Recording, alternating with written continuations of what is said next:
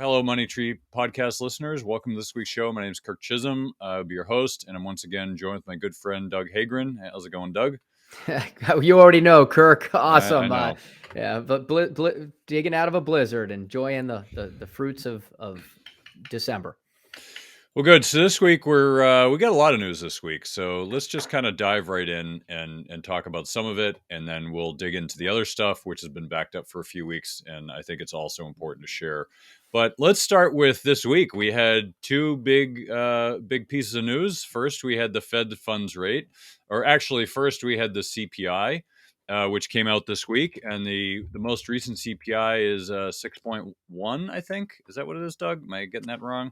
Yeah, something like that. Yes, 6.1. So the most recent measure is 6.1. It was at 6.7, I think it was. And it dropped a lot. So it actually dropped more than expected, which had the market celebrating that day, and everyone was excited because they figured, oh, we're going to go back to the way things were. And as you listeners of the show know, that's not happening. But people are optimistic, right? It's the holidays. People are still optimistic that they're going to get their present, which is low inflation, 2% inflation once again, and we can just leverage everything up and asset prices will go to the moon and there's no risk. So everyone's hopeful that we're going back to that. And for, those who are listening to the show know that that's not happening. So anyway, but we have been talking about how inflation is going to drop, and it has been. And I think it'll continue to drop. 6.1, I think, is a bigger than normal drop. We'll see how far that continues. I think it's probably not going to go below 5. But, at the end of the day, who knows? I'm not a fortune teller. So that's the first piece of news. And then the second piece of news is the Fed funds rate, which they raised 50 basis points to the range of 4.25 to 4.5. So that's slowed. We were going up 75 basis points. Now we're only going up 50 basis points. And the market was joyous and thinking, hey, we're going to have the Fed pivot soon and all is going to be right in the world. And then they came out and said, no, you're all wrong.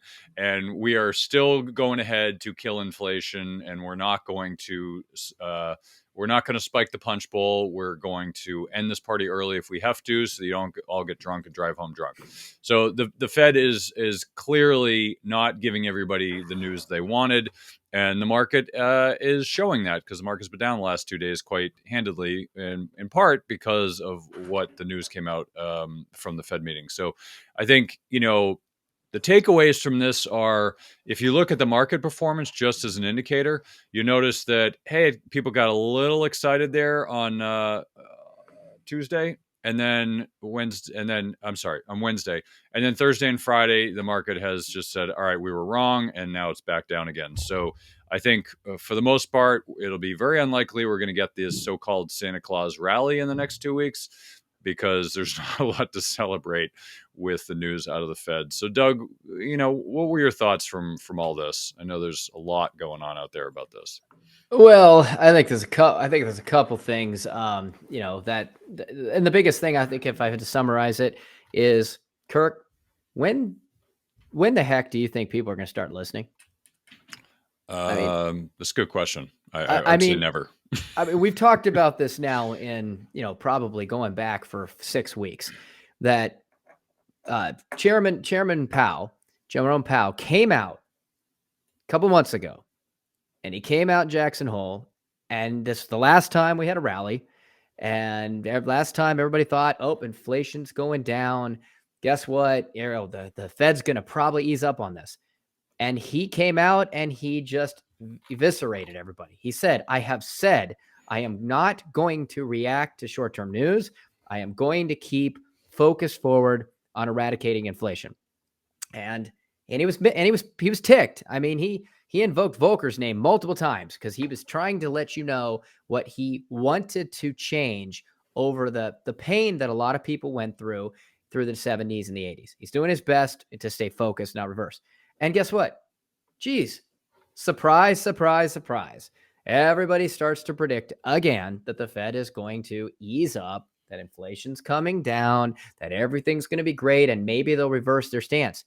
He has not yet given any indication or clue whatsoever, Kirk, in any of these times that he's going to do anything such. But yet it tells you a lot about the it's just the level of arrogance that is out there of people that make these predictions, right? And I think there's some studies out there that show that some of the people that have the biggest PhDs and the biggest credentials tend to be the most wrong because they are so enamored by their own intelligence that they will wait to the last minute, if ever, to change their view, right? And I think we're seeing that time and time again. Again, this expectation that the Fed is going to do something completely different than they have said they're going to do is an issue that just keeps repeating yourself. First time, shame on you. Second time, shame on me. Or what's the other one? The definition of insanity is doing the same thing over and over and expecting a different result. Hey, if I'm going to give any credit whatsoever right now to the Fed, okay, and there are people that have, there's a lot of things you can complain about it, and there's a lot of people that thought they waited way too long to attack inflation. But if I'm going to give credit to the Fed on this, I'm going to give credit in two areas. Number one, that when it took them too long to attack inflation, at least they were consistent in following what they said they were going to do, and they didn't waver on that, right? Well, they're doing it now. They're saying now we're going to attack inflation. And if anything, you could probably at least have some credence to think, hey, at least the Fed is being more transparent than maybe they ever been, because they're telling you exactly what they're going to do, and they keep doing it. And yet everybody thinks that they're going to just come out and do something completely different. And here we are again. Whoops, everybody's spooked. Why? The script has been read. Just listen. Yeah, I think it's a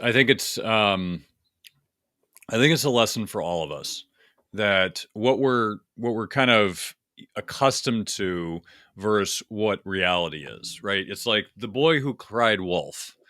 So, he kept crying wolf, everyone came running, and eventually they were just like, all right, we learned your trick and we're not coming again. And of course the wolf shows up and then, eats the boy or the sheep, or I don't remember the story, but the point is, when the one big tool that the Fed has is their megaphone. It's the biggest tool they have. No one really talks about it, but everyone kind of just understands it. And so we get to this point where the Fed is, the Fed has pretty much manipulated us for years, and now they're actually telling us the truth. And people are like, yeah, whatever, Jerome. We don't buy that. We don't buy what you're selling. We know that you're going to pivot soon, and then all is going to be well in the world. And of course, the market prices in 6 months ahead. So if you're looking at the market, it's a discounting mechanism, which they're looking 6 months from now and saying, well, they're going to pivot in 6 months, so now's a good time to start buying.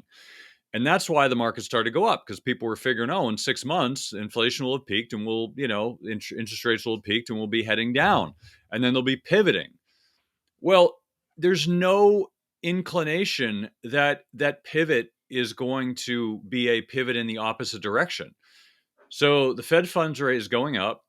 Inflation is coming down. So at some point they're going to meet, assuming those trends continue, which of course there's no assurance of that, but assuming that happens, those trends will eventually meet, and then they'll find an equilibrium. Well, what does that mean? That doesn't mean that inflation or rates are going to drop. It just means they're going to find equilibrium. That equilibrium may be 5, 6%, 7%, wherever it is, it doesn't matter. But that equilibrium is where the new rate of inflation and the new interest rates are. So a pivot, most people think of a pivot as, we're going to go back down to zero and I can just go all in tech. Well, that's fine if you believe that's going to happen. I don't know anyone else who believes that, but I think a lot of retail investors believe it, or at least they're conditioned to believe it. And so they're kind of, it's like Pavlov's dog, right? They just see, Fed pivot. All right, we're going to go all in. But the problem is a pivot. What is a pivot? No one's defined that. People have just thrown that out there and as a term, and now it's used. It's a pivot. They're going to change. Well, it could be just they just flatline, and the new rate ends up being 5.5 or 6%, and it just stays at 6. We'll call it 6. Let's say it stays at 6%, and that's just the way it's going to be. Okay, that's not a pivot in my mind. That's just, hey, we're taking a breather. Maybe it goes back up. Maybe it goes down. I don't know. But I do know that a pivot is very different from what I think is probably going to happen. So I think people need to kind of wake up to that fact. And I wanted to share a few things which I think are really timely. So if you look at, let me see if I can share this again with my tech savviness over here.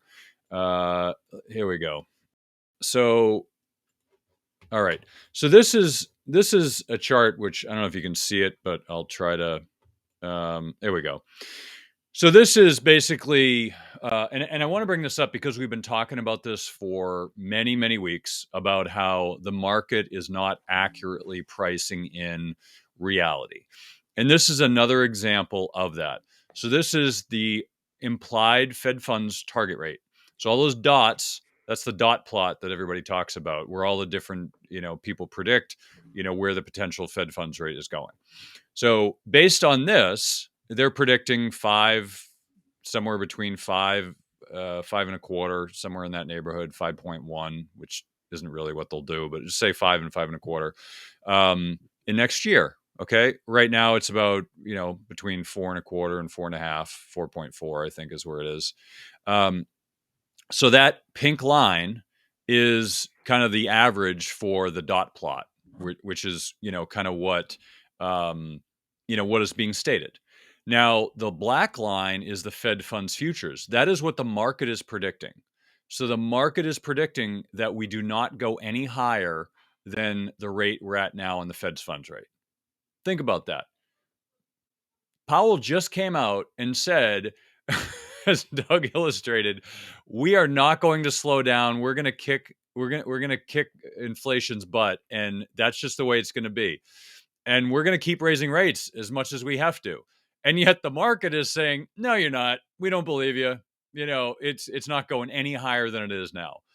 Clearly, there's a discrepancy between the guy who holds the scepter and everyone else in his court. The guy holding the scepter is saying, no, I'm going to do this, and everyone else saying, yeah, sure you are. I'm pretty sure I know who's going to be right. And it's not going to be the market in this case. It has brought up a point I was thinking about this week. The term don't fight the Fed? It's funny how people always say don't fight the Fed when interest rates are low and the Fed is easing and there's a lot of liquidity. But they never say that when it's going the other way. But the principle still holds true. Don't fight the Fed. If the Fed's telling you you're going to do something, don't say, nah, no, you're not, and do the opposite. That's a great way to lose money. But if the Fed's saying, yeah, we're going to keep raising rates, and you're going to be buying stocks like they're going out of style and thinking they're going to lower rates, then you're going to lose a lot of money. So I always found that funny of how don't fight the Fed only works one way, at least in social media. In reality, it works both ways. So I wanted to share that one, and I also just wanted to share one more here, which is there's a implied path, and this is actually older. So I wanted to kind of show this one too.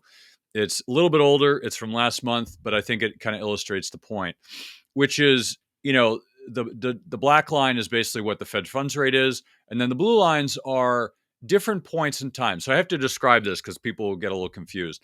So what happens at each point in time, there is an implied rate. So it's kind of like these are the predictive outcomes, right? So at each kind of stair step, people say, all right, here's what we predict is going to happen.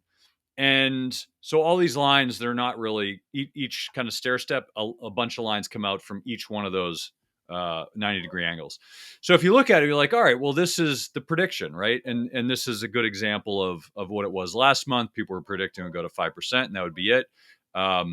So all of these the effective funds rate versus the applied rates are really important because it shows that reality doesn't necessarily line up with with the expectations. So it's just something to understand because many times we have our expectations, then we have reality, and we don't really piece those two together. I think if you look at the political sphere, you can see that every single day. Reality doesn't match up with expectations, but I think it's an important concept to understand because if you don't, you'll be confused a lot. So, what are your thoughts on these, Doug?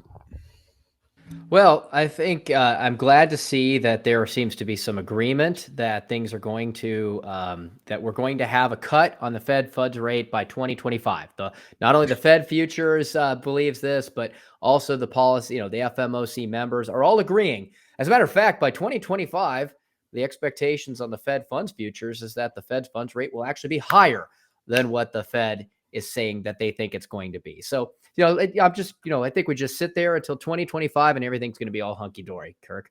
I think, on a reality based standpoint, yeah, I think you said it best, right? It's the don't fight the Fed concept. They have so much control over what happens, so much control over the cost of things, so much control over market performance.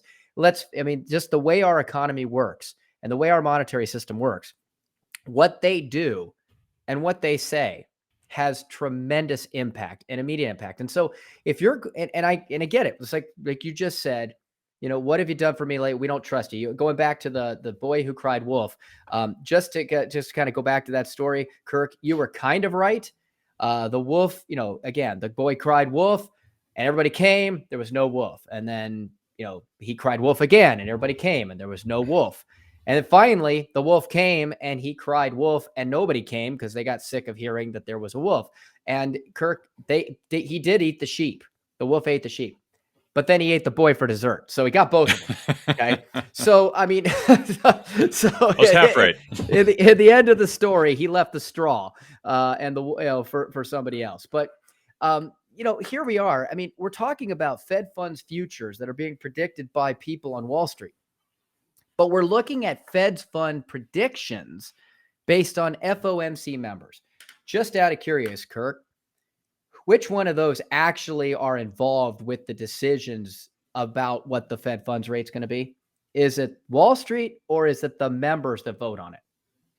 Voting members, of course. The voting members. So if the voting members are thinking the Fed's fund rate is going to go up to over 5%. And as a matter of fact, there looks like a couple members that were looking at even over 5.5%. Would you be more inclined that the person that's actually voting is going to be more accurate than the people sitting in Wall Street praying that it goes a different direction? I'll go back to 2008. I mean, shoot, there's a major company, I won't name it, go watch the movie if you want to, that kept saying real estate's going to keep going to the moon. Well, by the way, I believe there was a department within that same company that was betting a huge short on real estate and being fought against the powers that be in that major investment bank because the investment bank, I don't know, Kirk, might have had some biased reason to hope that real estate continued to go up. So maybe there could be a little bit of play of the people that are putting their money on the line. I would tend to cite a little bit more accuracy from the people that will actually cast the vote. That's just me. And it seems to be, not a lot of outliers. Now, if we get to 2025, I mean, you've got some people thinking that, the Fed's fund rate might be now down to, 2.4. We've also got someone that someone on the member board that's saying that they think the Fed funds rate will still be at 5.6 at that point. So, yeah, 2025, we got a real spread of people with votes that have no clue. It's 2 years from now, right? But if we're looking at 2023, all those blue dots tend to be pretty concentrated in the same area. I mean, you may want to argue over 4.75 versus 5.75, but I mean, at that point, Kirk, does it really matter? I mean, it's going to pinch either way. So you can go ahead, listen to your analyst who may or may not be holding a ton of stock tied to that interest rate, or you can go ahead and start listening to the people who have repeated themselves, I think 3 or 4 times and actually shown we're not crying wolf anymore. The wolf's at the door. And by the way, we said it, we did it. We said it, we did it again. We said it, we did it again. And guess what? At some point, you got to start thinking, well, geez, we lost our flock. Maybe the wolf is actually coming, and forget the whole, the crying wolf. I mean, you can go back to previous Fed chairs, and yes, maybe their philosophy on rhetoric. I mean, we can go back to Janet Yellen and be honest with you, not a political statement, but where she's gone since then, some of the decisions and things she's come out and said since then make you wonder about a lot of the decisions that were being made while she was Fed chair. Okay. And there was a lot of probably ineffectiveness going on there. But we have a Fed chair now that, forget the past, forget the crying wolf. Jerome Powell has been incredibly transparent and incredibly consistent on following through with what he's told you to do. And at this point, if you are not getting in line, you are fighting the Fed. And if you're going to fight the Fed at this point, I think you're going to get bitten and you're going to feel it bad. Yeah, I couldn't agree more. Yeah, I think we've got certainly got some challenges ahead of us, and I think look, just like everybody needs to listen to the Fed does listen to Wall Street. They don't necessarily take everything they say and do it, right? It's not like Wall Street says you're going to do this and they just do it.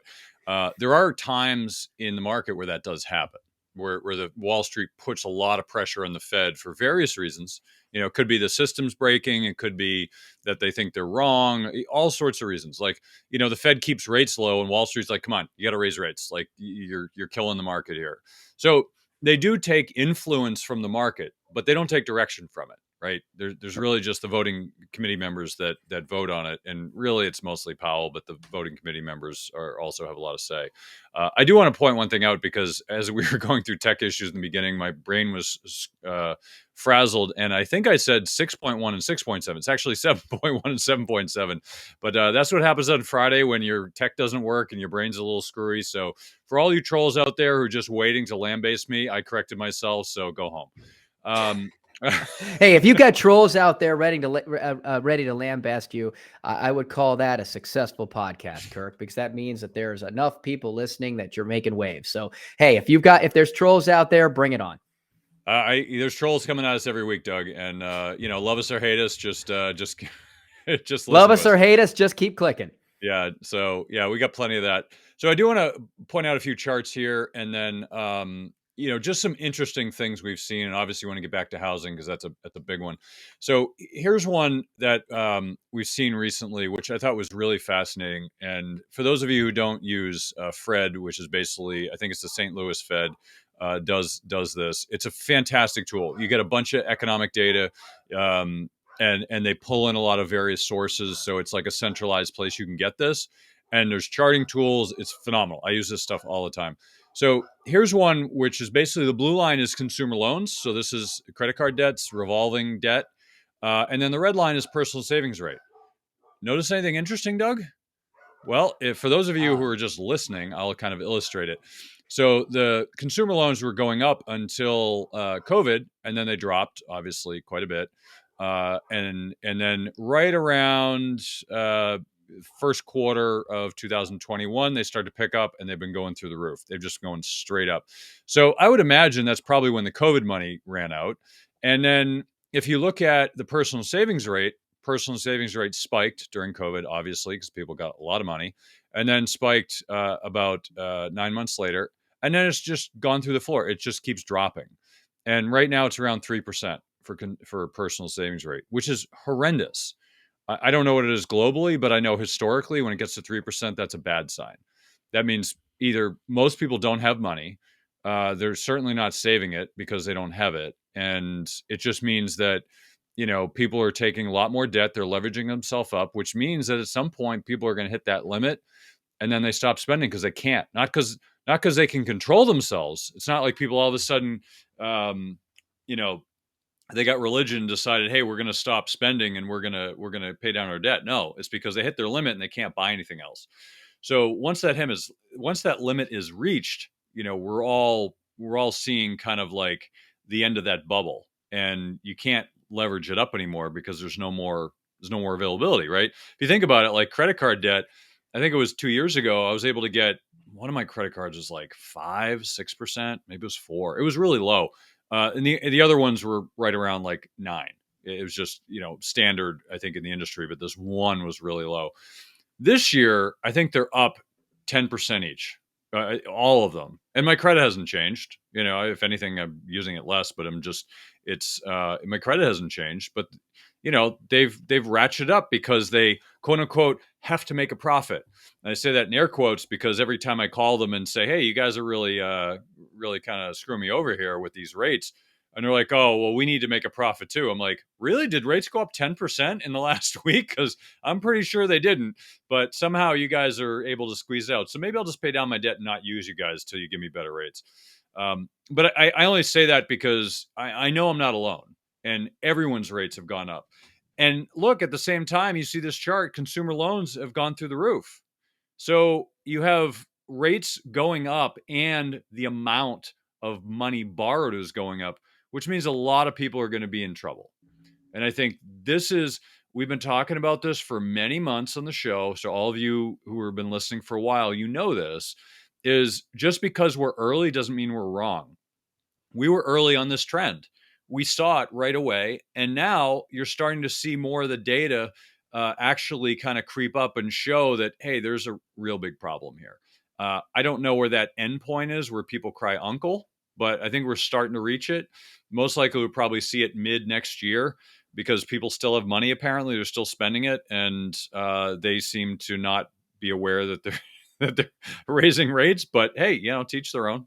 I don't know everybody's balance sheet. I just know that we're going to see some trouble probably next year. So, what are your thoughts on this, Doug?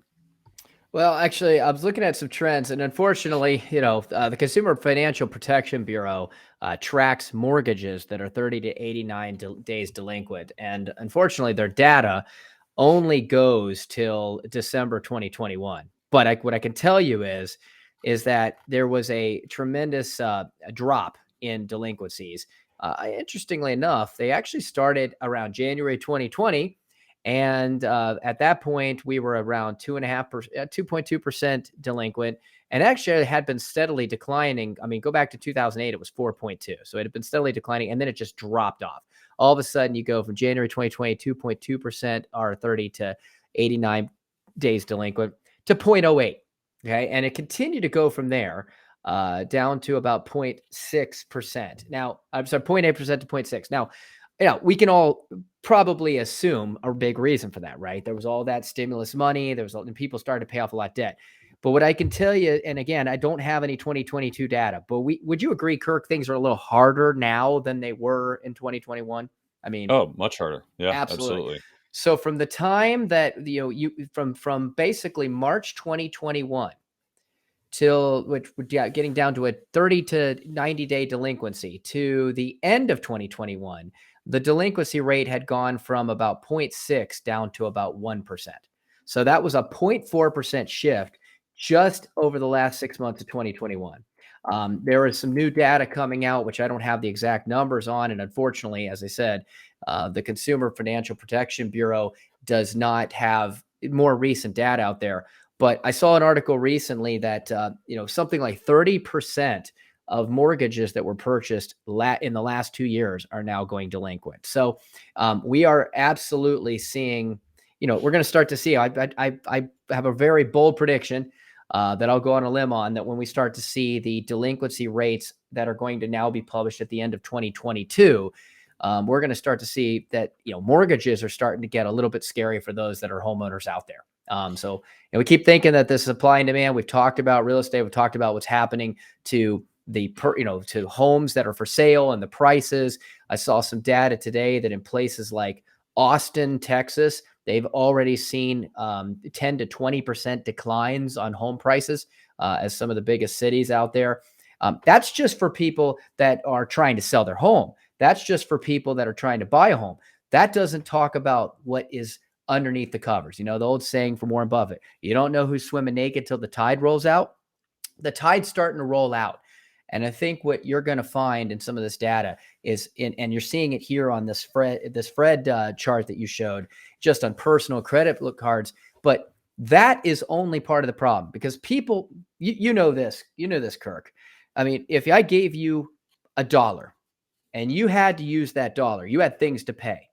What's the last thing you're going to pay? Probably credit card debt, right? And you're going to pay for food. You're going to pay for clothing. You're going to pay your mortgage because you don't want to lose your house, right?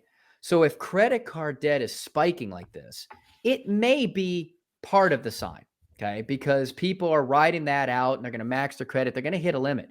But when we start to see the mortgage data and we start to see that people are not paying that either, that becomes a crisis that starts to affect everything else. Because when we start to see the data on mortgages, okay, so we think there's a housing value issue now. People that are behind on their mortgages might want to start selling those houses to get out of debt, to get out from being behind. And now all of a sudden we talk about supply versus demand and what that can mean. So, all right. Yeah. So I want to share a few quick things as we get into housing here, which I think is important. So first one, this chart, this is the personal savings rate we talked about before as a percentage of disposable income. This is 2.3. I think this is a more recent one, but it hadn't been back this level since 2005. Remember what happened in 2005, Doug? Oh, I believe that there was something happened with the real estate, didn't it? With Yep. housing? That is when real estate prices peaked. They peaked in 2005, and they didn't crash until 2008, and then they didn't bottom till about 2010 or 11. So you basically had 5 years where real estate prices dropped, but it wasn't until year 3 that you actually started to feel it. So in this chart, just shows this is when we got to these levels. So if you want to talk about excess, this is excess. This is where we are now. And it's not excess necessarily because people are being crazy, like, they have in the past, like in the late 90s and, certainly prior to the real estate bubble, people are getting crazy. I mean, people are a little crazy, but I think a lot of it is just, people are having a tougher time. There's a huge amount of layoffs, which I'm going to show you right now here. There's, let's see, let me pull it up here. Here it is. So, I mean, this is just tech companies. I just found this chart fascinating. What actually I found funniest, because I think, one of the big Goldman Sachs just said they were going to lay off like 5,000 or 6,000 people today. One thing I found comical, and I just wanted to point this out, is everyone was lambasting Musk for laying off a bunch of Twitter employees, but no one said anything about Meta or Amazon or any of these other companies, and they laid people off. Apparently, it's only Twitter that's a problem. But I think what this shows, just to get back to the point, is there's a lot of layoffs. I mean, this is November. almost 60,000 people laid off in November in tech. A lot of tech layoffs this year, and in large part, that's because they have to, right? You have bloated amount of employees, and it's great if things are going up because you can. But if you have to actually make money, because the Twitter files came out recently, and they talked about how basically people just had a cushy job. They didn't have to work very hard. They just showed up, and no one was really pushing them. There were no annual value evaluations. People were just kind of floating around, just doing their thing.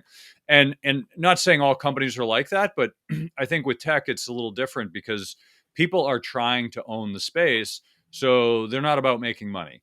Once you get to a certain size, like the size of Amazon or Meta or Microsoft or Apple or any of the big ones, yeah, you have to start making money.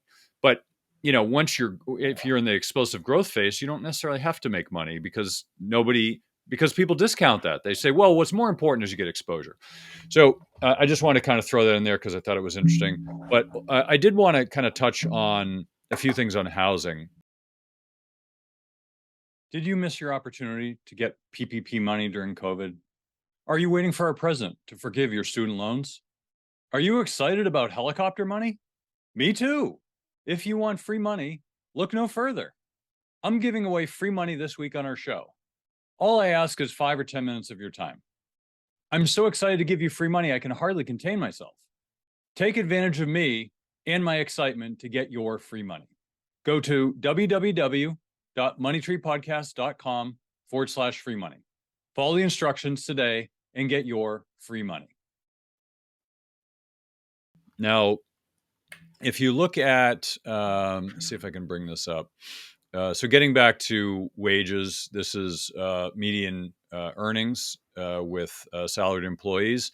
So you can see that's kind of dropped a lot, and I assume that a lot of that has to do with the layoffs. But it's not a good sign when you're looking at this over like a 40-year period, and it's just dropping like a stone. So just something to think about. But I wanted to look at. Let's see if I can find it. Here we go. Fastest housing slowdown on record. Now, you all know that I've been ripping on a lot of these people who put out these fastest Fed rate hikes in recent history, and none of them show the 70s or the 80s. They just show you the last 10 or 20 years, and they're like, oh, it's the fastest in recent history. Well, you're Yeah, just Kirk, showing it. Kirk, I think we've had the fastest decline in crypto in history. Oh, wait. I Keep think going. technically it is at this point. It's it's in history in the last every 3 years you get this, but I think actually right now it is history. We've got that whopping window of a couple of years of data. So Yeah, continue. yeah. So, but looking at this fastest slowdown in history. So I'm not saying like, wow, this is something you need to jump out a window because it's the fastest slowdown. I'm saying this to illustrate a point.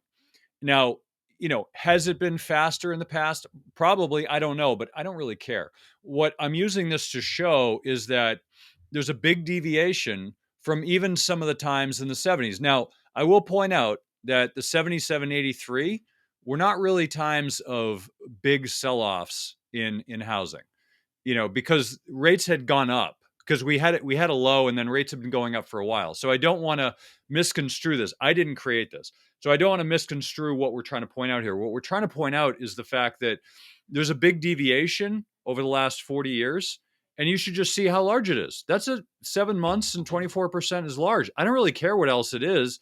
It has done in history, but at least you can see history and say, all right, there's a big difference here, and you should be mindful of what that difference is. Yeah, Kirk, I think looking at this chart, I mean, we're not talking about largest decline in home sale pricing and value. What we're talking about is the cumulative change of existing home family sales in Fed hiking cycles, and there is some correlation. I mean, there's been talk about how fast the Fed has layered in these rate increases. Right, they are just slamming every quarter, boom, boom, boom, boom, boom. So I think that if you look at the economic situation of, say, something like the 70s, where it was just this more, I think you would agree that it was more of this gradual strangulation, right? I mean, we had the oil embargo, we had the high inflation, just the dregs of coming off the Vietnam War. It really was one of those things that because it just kind of settled in like a thick fog, it didn't necessarily have that shock value that we are getting right now. And so when you look at all of a sudden this massive, 20 some percent change in a short period of time in home sales. Now, granted, some of that's correlated to the time of year, right? It's fall going into winter. We always see a slowdown, but that would be represented in all of these different graphs.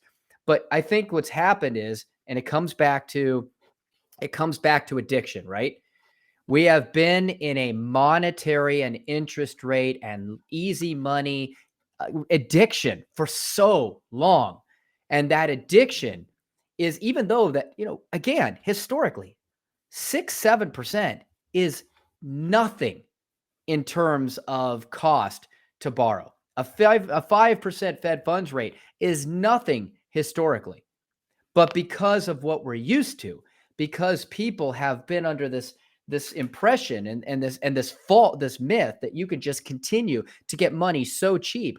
If you go from 2.5% to 7%, and I'm seeing car loans now being, for 700 plus credit rating, they're getting car loans from banks like Chase for 8.5%. Okay. So when you see that spike that quickly of that kind of change, and you're that addicted to it, it's kind of like getting off heroin. We have the reaction to it, and we like to talk about heroin Not on that this we've show, ever done Kirk. that. Not that we've ever done that, Kirk. Never, But never. it's kind of like that reaction. Too much, getting off of it too quickly can kill you. And in the short period of time of the drastic measures of trying to make up for this spike in inflation that we've got from all of this monetary supply and supply chain issues and all the other things that happen with that whiplash, that bullwhip effect.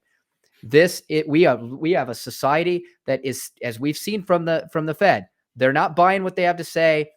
They're kind of living in a dreamland. They're not heeding the warning signs. But what they've seen really quickly has put everybody into some sort of an epileptic shock. Yeah, no, I totally agree, and I think that's an important point that's probably lost in a lot of people is the fact that when you're accustomed to something, you make assumptions, right? And what I think is challenging for a lot of people, and this is why we've been beating the dead horse over the last 6 months, is when people are accustomed to a certain thing, it's really hard to change your mind. And So people have been accustomed to low rates and low inflation. They've been accustomed to buy and hold. They've been accustomed to tech stocks always outperform. They've been accustomed to, there's really no risk in the market. You buy the dip. People have been accustomed to all these things. And when you're accustomed to it, you stop thinking, right? Real estate always goes up. Remember how that worked in 2008? And that's why the system broke, because real estate always goes up. That was the assumption. That's what people were accustomed to. That's not true. And we found that out to be not true after the fact. But, when you have the Federal Reserve basically manipulating the markets, and it's not just them, but they're one of the biggest contributors. They manipulate the markets for a certain outcome. They're doing it to make people feel better. And is there positive outcome to that? Sure. But there's also negative outcome, right? If you think about, if you think about like a beach ball, right? You hold a beach ball underwater, that's fine. You can hold it underwater all you want. But the deeper you go, at some point, that beach ball is going to shoot up, and it's going to shoot way out of the water the other direction, right? It's not going to just go up and just settle on the surface. It's going to, there's what we call kind of reversion of the mean. But what happens is it kind of goes in excess in the other direction and then eventually settles in the middle. And I think that's what you're going to see. But what that means is, because things have been so expensive, it means they have to go in the other direction. Because if they don't, then, we're just kind of perpetuating this charade. And I think that's part of the problem. So I wanted to talk about this chart here really quick, because I think it's important. We talk about renting versus buying a lot in the show, and I think it confuses a lot of people. I know a lot of people feel like they need to own a home, because if they don't own a home, like, they're not successful, or they're not making money, or 10 million other things that they think. But what this chart is meant to show is basically the last 20 some odd years in different time periods, to show that there are points in time where it makes sense to own, and there are times where it makes sense to rent. So if you look at pretty much the first 10 years of the millennia, it was more expensive to rent, so it was better to own, which I think we all knew, because you could basically borrow money at 0%, not pay it back for 10 years, and you could own, and there was no risk, and the markets always went up and all that. So it was really cheap to buy, which is why people were buying. So it was a lot more expensive to rent, because no one was renting stuff out when you could buy it. Now it's more expensive to own, much more expensive. You could see that spike where things have gone through the roof. Well, things were maybe a little bit more reasonable. And then after COVID, everyone went to buy a house. They moved out of the city. They rethought their plans in life. And now it's doubled the cost that it cost before to own a home. So if I were to buy a home today, it is going to cost me twice in monthly payments than it cost me 12 months ago. That's crazy. It's crazy to think that that's even possible. But and yet at the same time, the house prices have not gone down. They're pretty much the same. So basically, my payments have doubled. And if I'm buying a house that fits within certain ratios that are allowed by the mortgage companies, you can't really exceed those ratios, or they won't lend to you, which means I can't afford the same amount of house that I could have afforded before, which means I have to buy half the house. Well, if everyone's doing that, it just means that no one's buying the higher end houses. And at some point, the house prices go down. So it's not going to happen instantly, but it's going to happen, and you should just be aware of it. So that's why we wanted to show this chart. And Kirk, going back to that last chart, I think that's exactly why you're seeing that massive decline in home sales right now, because what you have is you obviously have you have two parties living in disbelief right now. You have the buyers who are in disbelief on what it's costing to be able to get somebody else's money, the bank's money, to buy, and also just even getting approved in the first place. And then you've got the sellers. The homeowners are in disbelief as well, because they expect to be able to sell their house for a certain amount of money. They become accustomed to watching their neighbors sell their houses at more and more and more. I saw it in my own neighborhood earlier this year. I've talked about it. A home goes for, two similar homes right next to it. One goes for over about 1.2. And just a couple months difference, all of a sudden, this other house goes on the market very similarly, and they went for they put it on the market for just over $1 million. Guess what? Didn't sell. They went down to 950, didn't sell. 900, didn't sell. 850, desperate, paid off, guy trying to get, didn't sell. And guess what? Pulled it from the market. The sellers are having a very, very difficult time now facing the reality of what this new economy is creating for the value of being able to transact on a home. It's arbitrage. But again, going back to what you said, real estate always goes up, right? People expect real estate always to go up. My neighbor got this, so am I. It's supply and demand. There's not enough homes. There's not enough places to sleep, Kirk. And that's the chart you just showed exemplifies that. When homes are too expensive, people still need a place to sleep. So they're going to go rent. That drives up the price of rent. When rents get too expensive and people move there, then the price of housing is going to come down into equilibrium. It goes back and forth and back and forth. The key is people will always need a place to sleep, but there has to be an affordability. And at some point, if the rents are too expensive, because people are going to say, well, that'll just spike the rents. Well, if you can't afford the house, you can't afford the rent. Now you get homelessness. And that's an even bigger problem, right? And that's where we might be headed. We honestly might be headed to a massive spike in homelessness because people, I hear it all the time. People got into real estate because the cash flow they can make. I was listening to someone today talking about another double-digit increase they were going to do to their renters. Okay. You can't keep doing it. Layoffs are happening. Incomes are flattening out. If we go into a recession, renters won't be able to pay their rents no different than homeowners can pay their mortgage. And ultimately, at that point, you're only going to be able to charge so much before, in the end, people just won't have homes. Won't have housing. Yeah. Yeah, I think it's a big challenge. Obviously, we'll see what happens, but I think if history tells us anything, it tells us that, when things slow down, everything slows down. And I do think housing prices are going to come down because they're going to have to, not because people want them to, but because everything, the economy kind of all works together, and sometimes politicians and the Fed, they try to move one sector or one part of the economy and it causes unintended consequences over here. So I think what you're going to find is, yes, they're raising rates because they have to, not because they want to. And that's going to move a lot of levers in other parts of the economy in a negative way. So the Fed has said they want to destroy demand, and they didn't say send us into recession, but destroying demand basically says you're going to recession. And I don't think they haven't really, I guess they denied it once, but they haven't said the word recession because I think it's politically unpalatable, but that's what they're basically doing. So I wanted to show this chart, and I want to kind of wrap it up in the interest of time. But this is a chart I saw the other day, which I thought was fascinating, which is the year-over-year home price appreciation. So just to show the severity of what's happened in the last 2 years is, normally we're getting about a 5%, which I think is generally pretty normal. And then COVID hit, and then it spiked up to like 16.7%. 18%, I think, at one point. But what's important just to take away from this is just, let's look at the trends, right? We talked about reversion to the mean. All right, well, reversion to the mean, this went from 5% up to close to 18%. Well, that means it probably has to go down at some level to find that equilibrium, right? If you think about, let's say hypothetically, let's put a line through 5% and say historically, this is what it has been over the last 100 years. I don't know if that's true, but hypothetically, let's just say it is, right? So you go up to 18% one year. Well, that means that some other year you're probably going to have to go to like negative 23% or something to be equivalent. So just something to take away from that is that, there is a balance and an order to the world. And when things go out of balance, they go the other way. Think of the tech bubble, right? Everyone made a ton of money. People were making 100% returns a year on stupid stocks that weren't earning any money. And then the subsequent years, the market was down, over 50%. So things balance at some level, right? It's just, you just hope that you're not the one holding the bag on that. You hope that you're smart enough to get out before things get bad. It's kind of like with the crypto boom, right? People made a lot of money in crypto, and those who held on have lost a lot of money in crypto. Now, I look at crypto as this is normal, right? Every few years, the crypto market drops 70%. That is normal. And if you're prepared for that, it means you can go buy crypto 70% discount.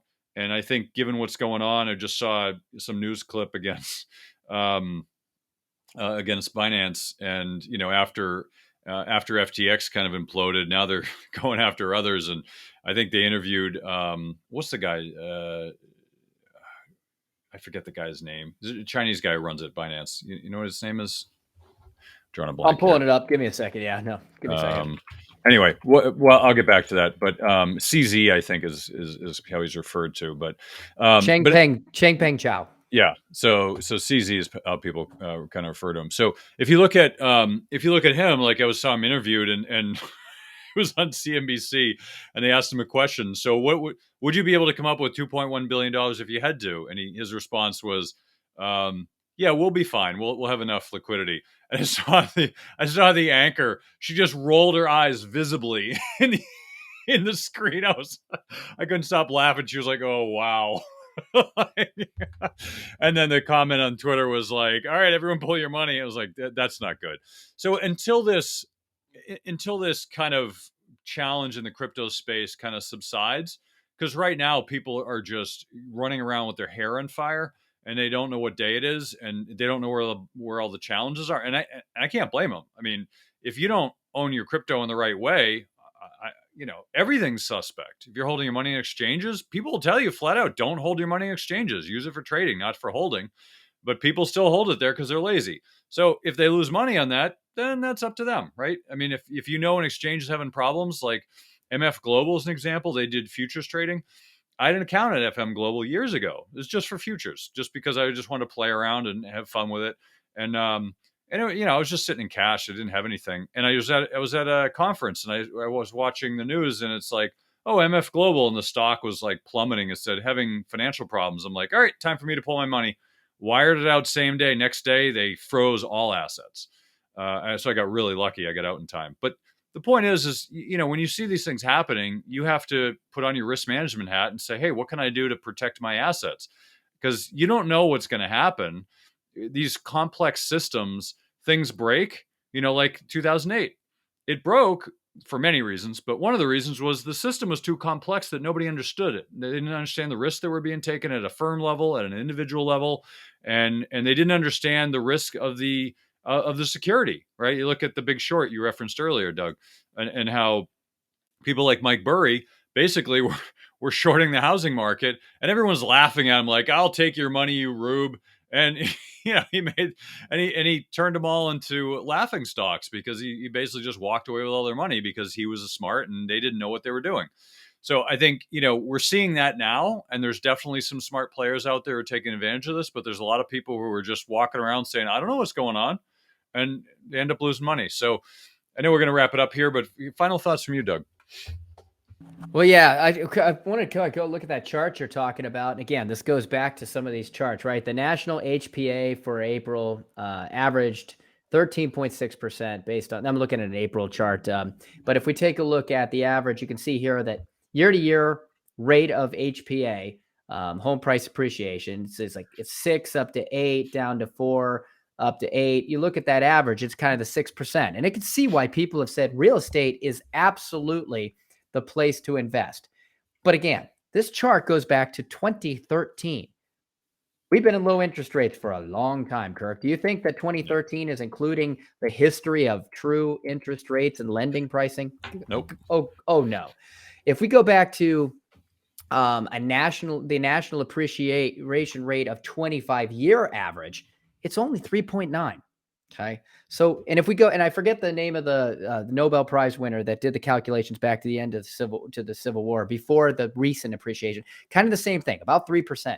So housing in general has appreciated just at the rate of inflation. But if we go back and I think just got a summary of a lot of the charts we've talked today, is that one of the things that I think we're facing that we have, and maybe I'm wrong on this, but I would believe to be very probable, is that we are facing a time unprecedented in the history where entire generations have grown up in a single style of low interest rate economic environment and have absolutely no concept of ever living through a time in which the economic data that they are living in was different. Okay, so you get a lot of half truths from this. You get a lot of things where people say you should always buy real estate, and there's people that have always said that owning real estate long term, there's a correlation, not necessarily causation, which you've talked about, Kirk, right, between owning real estate and financial health. Okay. But they've taken that to the next level of believing it as a full truth is look at how much real estate appreciates compared to everything else as an asset class. And that's just not true. The data is not there. So I think once again, this just represents a lot of what people have lived through, and they have never experienced anything other than what is that pendulum swing, that reversion, that shift outside of the mean. And there's going to be some real rude awakening for a lot of people. And we're just at the beginning of showing them what life could become under this new paradigm shift. So just be prepared. And again, don't fight the Fed. I think in the summary of the whole thing, I think it's time we start listening. Couldn't agree more. Doug, where can people find more about you as we wrap it up here? I appreciate it, Kirk. I'm a business owner, partner with Craig Coles in a firm called Automatic Business Method. Look that up, automaticbusinessmethod.com.